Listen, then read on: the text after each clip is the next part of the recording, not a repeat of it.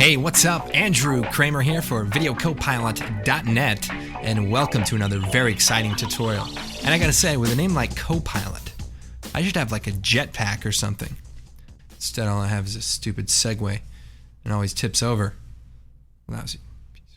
Anyway, very exciting tutorial. We've got Sam Loya, John Jenkinson, and we're gonna be creating an advanced time freeze effect as seen here on our payment plan short. We'll just take a quick look at the... Oh no. Uh-oh. Alright, so hopefully the DVD with the commentary will be coming out. It'll be very similar to that. Now, we've got this glass pieces, and we've got Sam Loya. And one of the cool things is the camera almost looks like it's orbiting around these guys. So we're going to talk about how we're going to do this. If you were to shoot it yourself, you want to be on a dolly and simply lock the camera off and, slide the camera down the dolly. And if you want to check out some cool behind the scenes, go to the blog, click on the blog show, and we've got a making of payment plan, a lot of cool behind the scenes stuff and some alternate stuff as well. So check that out, and you should also check out ProScores. All right, back to it. Okay, so here we are in After Effects, and what I have here is some footage of Sam Loya, and we're going to take that and drop it into a new comp. And this is the trick, basically. These two guys were sitting in the car being very, very still, and the camera sort of dollies down past them. Now, what we need to do is motion track this shot. Now, ideally, you probably want to use a 3D camera tracker, but we're going to use the tip from the 3D Ledge tutorial where we're going to use 2D tracking for a 3D camera. So here's what we need to do. We're going to bring up the tracker window, which is already up, and we're going to select the footage. We're going to choose Track Motion. So we're going to jump right into this tutorial. I'm not wasting your time. Actually, real quick, I want to tell you this story. No, just kidding. I'll try to resist telling you too many stories because that could be trouble. So I position the motion tracker onto the lock on this door, and we'll just extend the area like that, and we're going to click on the track forward.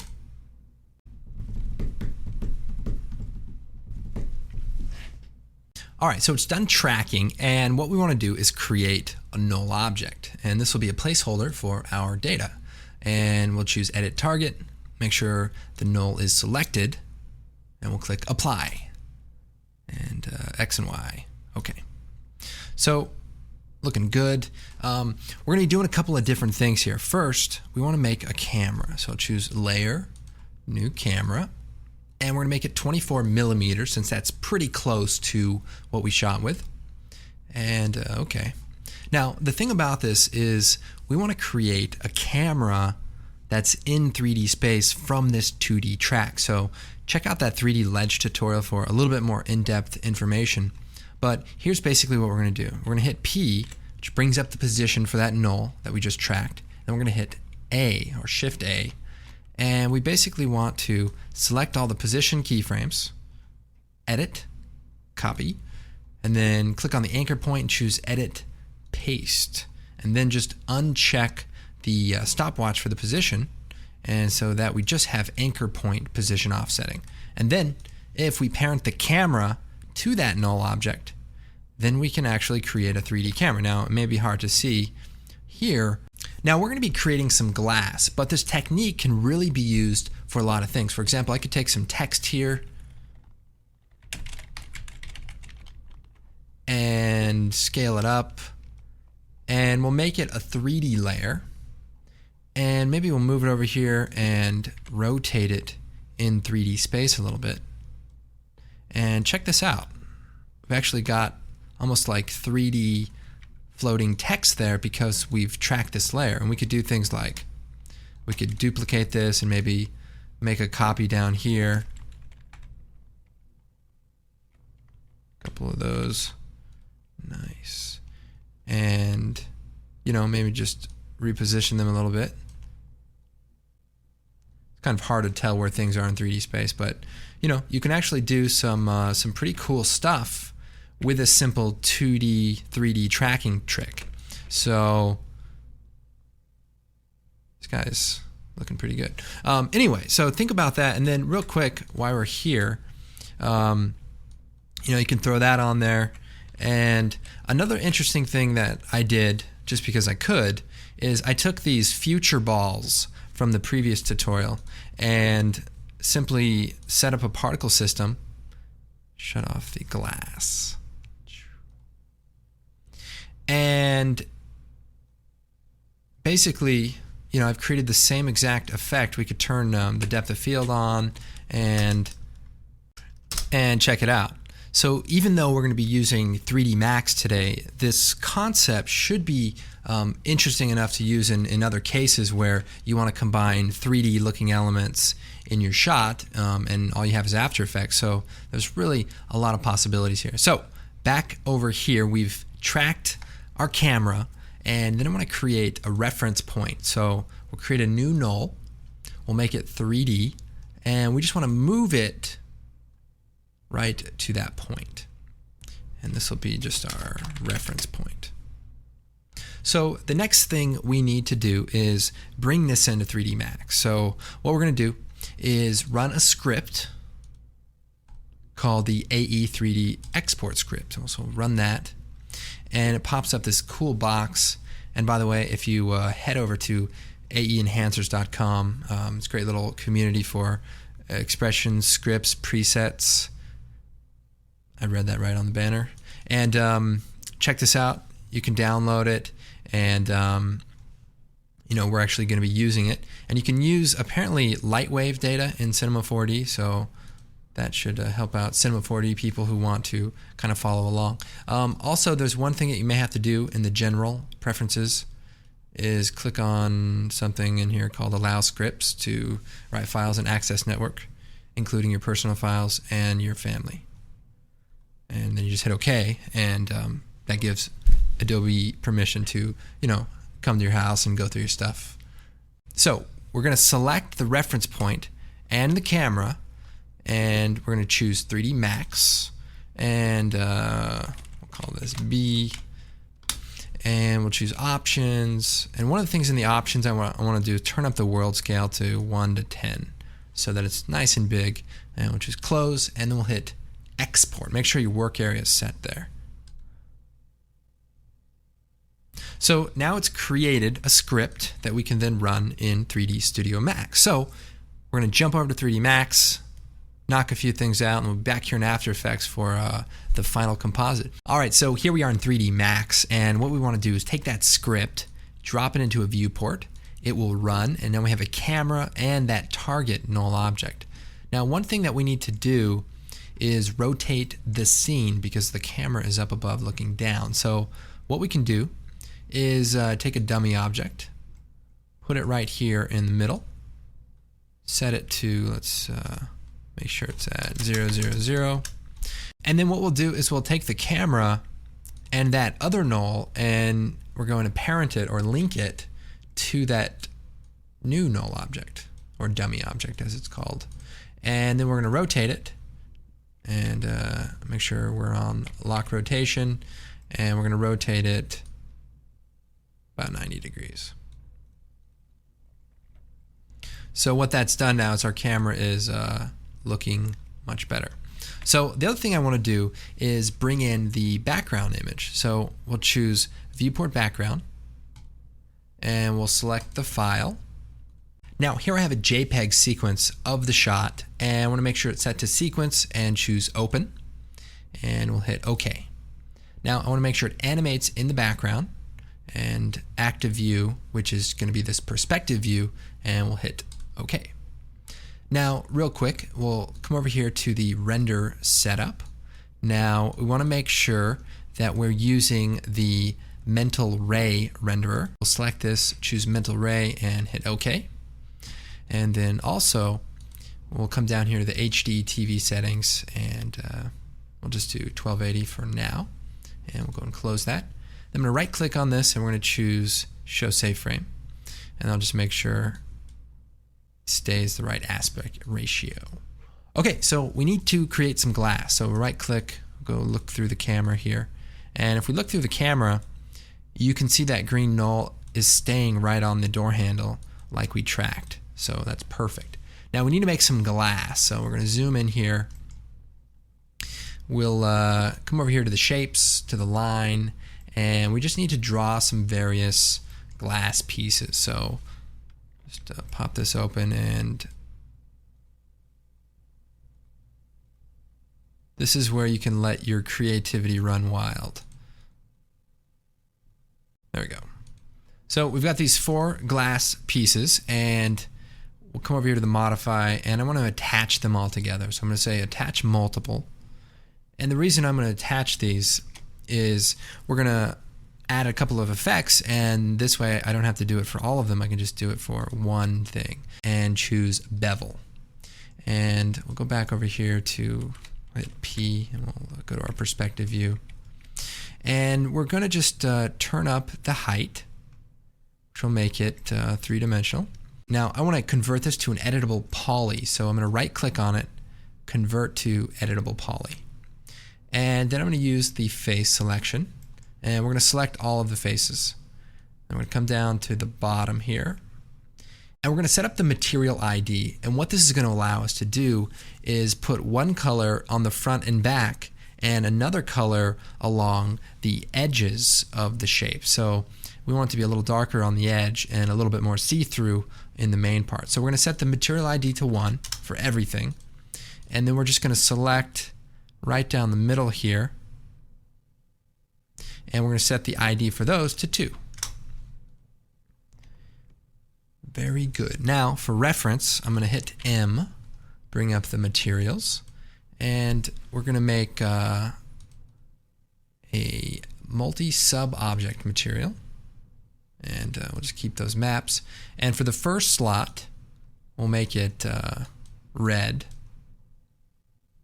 and we'll go up, and for the second slot we'll make it blue. And so if we apply this to our shapes here, you can visually see what I was just talking about. Now another thing I want to do is break the pieces up now that we've created them. So we'll take the object element selector, select each piece, and just choose detach. Yes, detach. Detach. And then what I'm going to do is unselect that. And then we'll select all of our pieces here, come over here, we're going to choose Effect Pivot and Center to Object. So now they have an independent center point. And finally, we're going to group those objects together. Let's call it glass, and hit OK. And we can just I don't know, move this out of the way. So we'll go to the view through the camera. And next I want to create a particle system. So we'll hit the number 6, and then I'm going to right click, choose New Particle System, Standard Flow. And this is a basic flow, but we're going to make several changes. So okay, so here we have the camera, and as I move forward we can see that we have this particle system. Now if I select the particle system, I can align it to that null object that has our reference point right on the door handle. And we'll just move it over to XYZ, and we'll hit OK. And then we can actually rotate it. Let's see, we'll zoom in here. And we'll rotate it so that it's sort of pointing out towards the camera, which would be this way.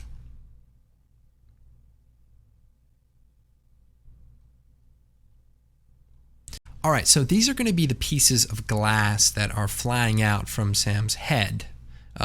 So what we want to do, I'll close that for just a second, is we want to take this particle emitter and turn the size up a bit so that it's roughly the size of the window, perhaps. Since we're not actually creating a simulation, it's more of a fake effect, so we can kind of get away with it.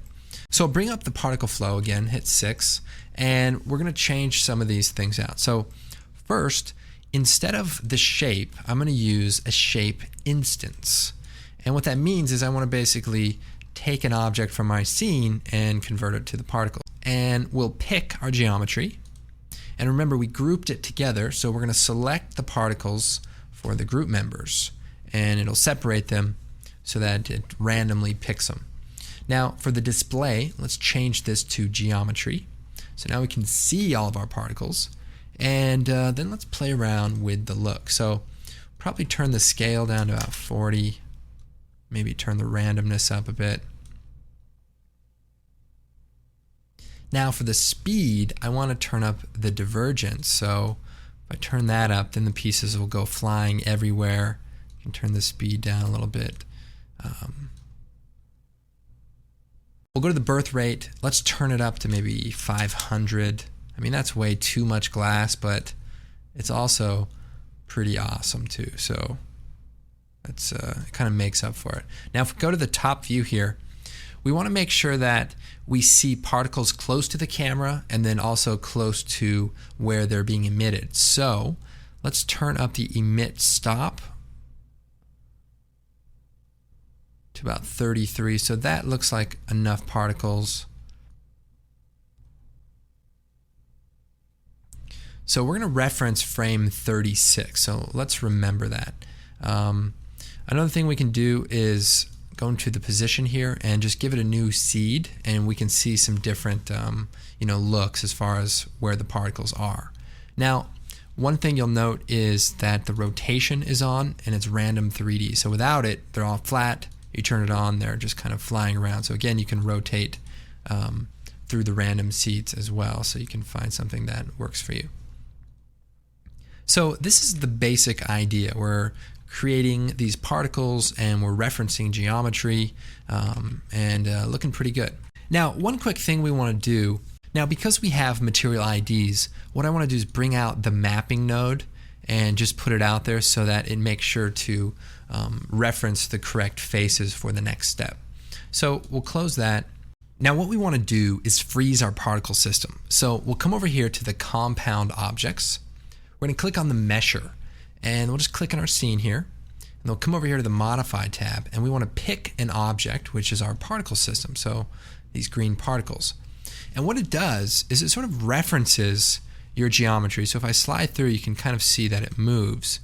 And one of the things that we can now do is we can right-click on it and convert it to an editable poly, which will essentially freeze it at that point. So if we hit 6 here real quick, bring the particle system back up, we can just hide our current particle system, and then we'll take our mesher object, and we may need to rotate it around, and we're going to put it in place of the other system, since now it's actual geometry. So we just kind of stick it in there, and it's indeed frozen, as we can kind of scrub through here and see that. Now I want to make sure that it's in front of that point, that track point right there, so that none of the particle pieces look like they intersect with Sam. So another quick thing that we can do is we can duplicate it. So if we hold down Shift and just drag a piece off, we can make a copy and maybe scale this copy down to create some like micro particles right here at the impact point. So this is really up to you. I mean, if you want glass to look, a certain way, just, play around with the settings. Now, the other cool thing about this mesher object is that if we select the object, we can go into the elements and we can actually move some of the particles around. So this one looks like it might intersect, or these pieces look too close to the camera. I can just delete them, move some stuff around so that you can have a shot that, let's say, that's pretty good. Let's see what happens when we take our material. Let's make sure that it inherited the mapping, and it looks like it has. So these particles are certainly patriotic, but I think we want to do something that looks like glass. So we'll click on this second slot here, and we're going to create a glass material. So first thing we're going to do is we're going to set the color to be black, or really close to black. And we'll go down to the map settings, and we want to add in a refraction map. So we'll select that, and we're going to use a ray trace. And this all looks very good, and we'll go up real quick. Probably set it to about 90. And we'll turn on the background there so we can see what's happening. Now if we look in the extended parameters, we have the index of refraction. So what that allows us to do is create glass that bends or warps the background a little bit more. So we can maybe do 1.9, which is a little unrealistic, but it's not as extreme. And then we'll also set it to be two-sided. So this is our basic setup for this glass material, but we also need to create something for it to reflect. So this is where we have to start getting tricky. Now, in order to make this reflection, we're going to be using a spherical map. So I'm going to take a sphere, draw it in our scene, and it's going to be really, really large. We want it to be basically bigger than all of the stuff in our scene. And then we're going to add a quick modifier to it called normal. And what that does is allows us to flip the normal so that the faces that are inside are actually visible. So we'll hit M, and we want to create another material. So here, this is going to be called the world. And we're going to click on the diffuse slot, and we're going to double click on the bitmap to load a picture. And we have this garage reflection JPEG. Now it is just a regular picture, although we did make an HDR. The JPEG works just as well. And we'll open it up, and we're going to go ahead and set it to a spherical environment, and we're going to drop it onto the sphere. So if we look at this, you can kind of see this garage world. So our particles will essentially be reflecting this. So we'll go ahead and hit camera. Now, one other thing I want to do to this glass is add a quick bump map. So we'll select that, and we'll add a noise. And what this will do is just give the glass a little bit of an uneven surface so that it doesn't look like a perfectly flat piece of glass, since it's sort of a rounded window.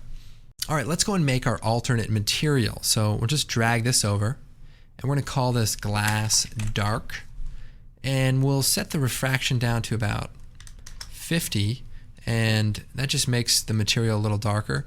We can play around with the the filter color and see if we can kind of get an interesting look, but that should work for the most part. So then we'll come over here to our multi-sub-object material, and we're going to take our first glass material and put it into slot number 1, and that changes it. And then we'll take our second material and put it into slot number 2, and that changes all of those pieces. Now let's render out a quick frame. So we'll go to the render settings and shut off the enable final gather, and we'll just hit F9. So we have our basic setup. We have our glass pieces, and we have this background reflection, but I don't want to see the reflection. I just want it to be there. So then I can right click on the sphere, go into the object properties, and uncheck visible to camera. And that way it's visible to the reflections, but we won't actually see it. And then we can set it to display as a box so that it doesn't even interrupt our scene. So if we hit F9 again, then we just have our little pieces, and much better. Now the other thing I want to do is add the actual video into the scene so it can be refracted and reflected. So we'll come over here, we're just going to create a box. Let's see here. And we'll make it, let's see, we want it to be HD, so 1920 by 1080 divided by 10. And we'll just scale this up. And we want this to basically fill the frame. So we'll just move it right here, and okay. So then I'm going to hit M, and we're going to create another material, and this is just going to be our video layer. And we'll click on the diffuse, and we'll load in the SAM JPEG sequence, and we'll hit open. Okay. And we'll take that material and drop it into the self-illumination channel as an instance, and we'll hit OK. And then we'll turn on the show mapping, and we'll drop this onto that plane.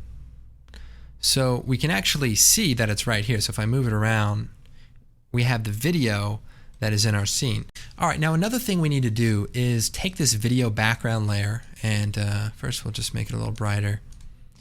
And what I want to do is parent it to the movement of the camera, because if we move around, that video is just staying there. So what we can do is select that and then link it to the position of the camera. So that way, when the camera moves, our whole scene will move, and it'll just work a lot better. Now I want to take the glass pieces and I want to rotate more towards the camera so that, just so that there's a little bit more excitement going on as the camera moves past. And then another thing we can do is we can go in and maybe delete some of the, pieces that kind of intersect with things we don't want. All right, so this is looking pretty good. We've got our glass pieces, and let's go and take a look. It's looking pretty good for a pre-composite. But one of the things that we have a problem with is the alpha channel is completely white. So how are we going to composite this in our scene? Well, what we're going to do is select that background video layer that we created, and we're going to go to the object properties, and we're going to set it to not be visible to the camera, but to the reflections and the refractions. So just like with our spherical environment, we'll now be able to render it out. We'll have the nice refracting of Sam's face, and the pieces will be reflecting our spherical map, but now we have a good alpha channel to actually composite. So this is pretty much where we have to render it off. So we'll come over here to the render settings, set it to the range or just the active segment, make it HD 1920 by 1080, and save the files. You can do maybe a TIFF, and go ahead and render it off. 16-bit with alpha channel is probably a good bet. And then just click render. Okay, so here we are back in After Effects, and I've brought in our glass render, and it's looking good. It's got an alpha channel, and I go into the interpret settings real quick, make sure it's set to 24 and straight unmatted, and we'll hit OK. So I'll go ahead and take this and drop it into my comp. Now I actually rendered it out starting at frame 41, so I'm just going to slide that over. And if we take a quick look, we've got some suspended glass, and the scene is almost there. Now we'll probably do this last in other tutorials, but I'm just going to do a quick color correction because it's so dark. So just brighten this up a little bit, a little contrast, and add in a little bit of blue, the usual. All right, so that should make it a little bit easier to see. We've got these pieces and they're looking pretty good. Now another thing we can do is color correct the glass individually. So we can, we could brighten it up, we could darken the pieces.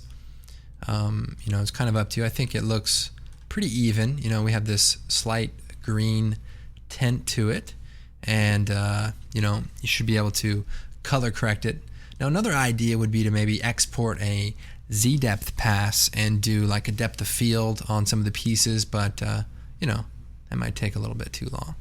Now one thing that we're going to do is we're going to take the Sam face comp 3, drop it into a new comp, and then I'm going to hit Control K, and we're going to set the resolution to 960 by 540, so half res. The footage was actually shot at 4K and then down res to HD, so we're sort of doing half of that. And I'll hit OK. And then we'll take the null object that has that tracking data, and we'll copy it, and then we'll paste it into here. Now, if I parent my Sam face footage to the null object, watch what's going to happen. If I scale the null down just a little bit, maybe reframe it here. If I scrub through the video, it almost looks like we're orbiting around it because we basically stabilized the footage to that point by parenting this footage to that null object, we basically create a stabilization right around Sam's face. So let's take a quick look at this. So it just gives it a much more three-dimensional look as we fly around the scene. But the real power of this is the ability to integrate 3D elements and objects into your shot using that cool 2D to 3D tracking method that we did earlier. So really think about all the different things that you can do. It doesn't even have to be a time freeze necessarily, but just some, elements that are suspended. I hope this tutorial has been useful. Of course, check out the blog. We've got a lot of cool experiments and a lot of interesting posts from time to time, and also the forum. So if you're using Maya or Cinema 4D and you're not quite sure how to translate some of the steps or whatever, feel free to post a topic, and there's a lot of great people on there that I'm sure be willing to help out. Be sure to check that out. I'm Andrew Kramer, and we will see you next time.